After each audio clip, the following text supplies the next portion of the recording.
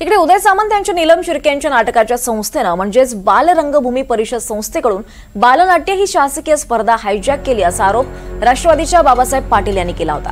मात्र बाबासाहेब पाटील यांनी या प्रकरणात माघार घेतली आहे। जे गैरसमज होते ते दूर झालेत। यामध्ये कोणत्याही मंत्र्याचा समावेश नाही।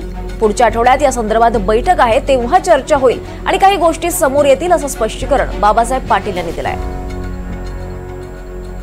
तर आज सकाळपासून मीडियामध्ये सुद्धा काही वेगवेगळ्या गोष्टी, वेगवेगळ्या मंत्र्यांची नावं त्या ठिकाणी घेतली जातात। मला या व्हिडिओच्या माध्यमातून एवढंच सांगायचं आहे की अशा कुठल्याही मंत्र्यांचा या विषयाशी काही संबंध नाहीये। बालरंगभूमी यांच्या संचालकांशी बोलल्यानंतर पुढच्या आठवड्यात त्यांनी मला या सगळ्या विषयांसाठी सविस्तर चर्चा देखील करायला बोलवलेलं आहे।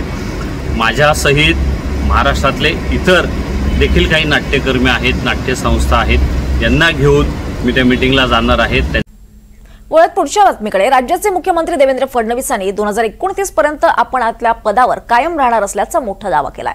पत्रकारांसोबत साधलेल्या अनौपचारिक गप्पांमध्ये फडणवीसांनी हे विधान केलंय। सत्ताधारी महायुतीच्या रचनेत कोणताही बदल होणार नसल्याचं त्यांनी स्पष्ट केलंय।